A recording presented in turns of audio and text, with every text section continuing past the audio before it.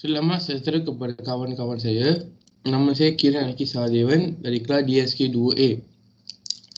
Nombor matrik saya adalah 17 DSK 21 F1076.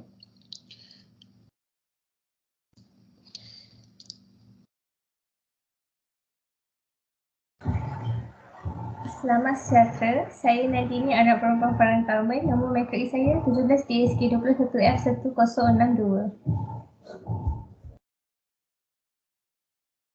Selamat sejahtera kepada rakan-rakan semua. Saya Devendran, anak lelaki Saravanan dari kelas DSK 2A.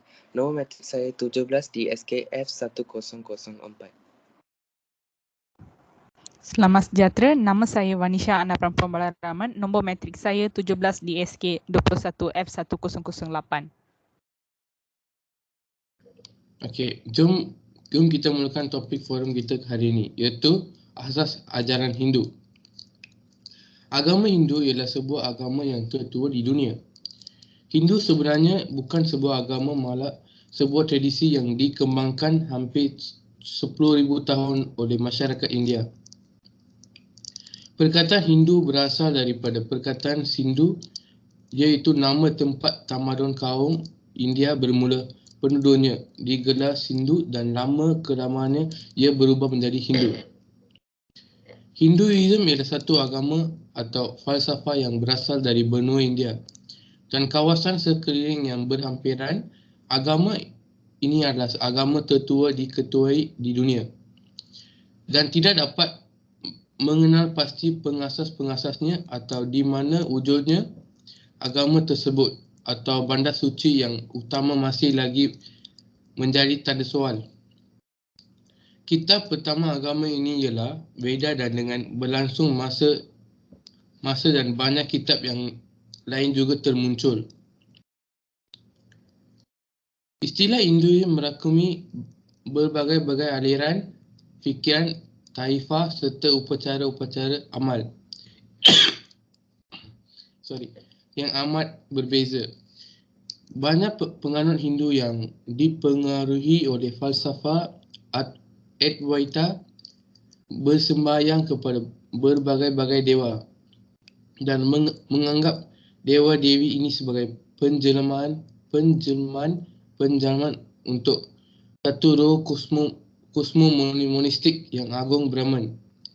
Sedangkan banyak penganut yang lain menumpukan kepada satu konsep mufrad untuk Brahman, umpamanya Vaishnavism, Saivism and Shaktism. Okey. Sekarang kawan-kawan saya boleh tanya soalan jika ada kepada saya. Okey, saya ada satu soalan. Berapakah angka penganut Hinduism di dunia pada tahun 2005? Okay. Angka penganut Hinduism di dunia pada tahun 2005 ialah lebih kurang 900 juta penganut. Angka pada tahun 2005, kira-kira 890 juta daripada bilangan itu ditinggal di India. Jika tiada soalan lagi, saya kawan saya Dewan untuk teruskan selanjutnya. Terima kasih Kiran untuk jawab soalan saya tadi. So, mari kita mulakan topik yang seterusnya, iaitu ajaran dan kepercayaan asas agama Hindu. Tuhan hanya ada satu sahaja. Asas nyawa yang ada dalam semua kehidupan termasuk binatang adalah sama. Tuhan yang menentukan semua yang berlaku di sekitar kita. Tuhan memerintah dan mengoperasi dalam ini melalui dewa-dewi yang ditugaskan. Seterusnya, 3 dewi diberikan keutamaan dalam agama Hindu, iaitu Brahma, iaitu pencipta, Vishnu, iaitu penjaga, Shiva dan iaitu penghapus. Manusia yang buat berkebaikan akan masuk syurga, manusia yang buat kejahatan akan masuk neraka. Manusia yang akan hidup berulang kali sehingga semua karmanya selesai. Kehidupan yang hidup di dunia ini bermula dari 1 akal sehingga 6 akal. Kitab suci agama Hindu ada 4 yang digelar Veda, iaitu Rig, Atharva, Sama dan Yakjur. Orang yang hidup mengikut Veda digelar Veda Dandi. Setiap kehidupan sama ada manusia atau binatang mempunyai hak untuk hidup di dunia ini. So seterusnya saya beri kepada Nandini untuk teruskan forum kita pada hari ini. Sekian, terima kasih. Okey, dalam agama Hindu ini ada 5 keyakinan dan kepercayaan yang disebut dengan Panchasrada. Panchasrada merupakan keyakinan dasar umat Hindu. Kelima keyakinan tersebut iaitu Vidni Tattva, percaya kepada Tuhan yang Maha Esa dan segala aspeknya. Atma Tattva, percaya dengan adanya jiwa dalam setiap makhluk. Dan Karma Pala Tattva, percaya dengan adanya hukum sebab akibat dalam setiap perbuatan. Punarbawa Tattva, percaya dengan adanya proses kelahiran kembali iaitu reinkarnasi. Dan juga Moksha Tattva, percaya bahawa kebahagiaan tertinggi merupakan tujuan akhir manusia. Okey, di sini orang Hindu mempunyai 3 kepercayaan utama iaitu pemujaan Shiva yang dipanggil sebagai Shaivism. Dewa paling hebat iaitu pemusnah dan pencipta semula. Shiva juga dikenali sebagai Mahadev atau Mahadewa. Kuasa ciptanya dirayakan dengan penyembahan lingam, suatu objek pujaan berbentuk huruf R yang lazim terdapat di kuil-kuil dan juga rumah-rumah orang beragama Hindu.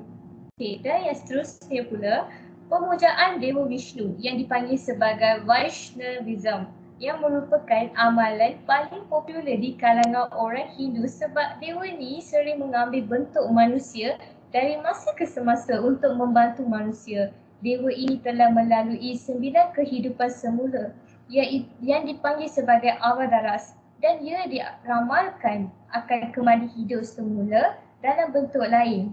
Daripada 9 kelahiran ini, 2 kelahiran yang paling utama adalah ketika dewa ini mengambil bentuk manusia sebagai Rama dan Krishna. Okey, yang seterusnya pemujaan tenaga aktif wanita yang termasuk dengan kuasa pemusnah iaitu Kali yang lebih lembut yang juga digelar sebagai Dewi Parvati dan Uma. Dari segi ni kita boleh tengok ia dipanggil sebagai Shaktism.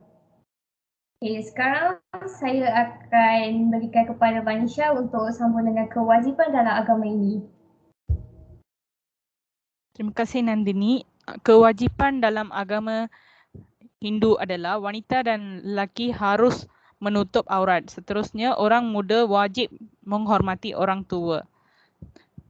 Dalam kaum Hindu, menderma makanan akan diutamakan. Wajib sembahyang dan beribadah kepada Tuhan. Larangan dalam agama ini adalah dilarang membunuh termasuk binatang, dilarang minum arak dan bahan yang memabukkan, dilarang merogol dan cabut kehormatan wanita, dilarang mencuri dan merompak, dilarang membuat sesuatu perkara yang boleh merosakkan kehidupan manusia atau makhluk lain dan dilarang memotong pokok. Itu saja daripada saya. Saya akan serahkan kepada rakan saya Nandini. Okey, dari kesimpulan, agama Hindu merupakan agama yang berasal dari negara India. Agama Hindu juga merupakan salah satu agama yang tertua di dunia ini. So, agama Hindu ini dilihat dari sejarah mulanya. Agama ini adalah hasil persatuan antara kepercayaan dan agama-agama yang berada di India. Okay, bangsa Dravida merupakan bangsa yang berasal dari dalam India.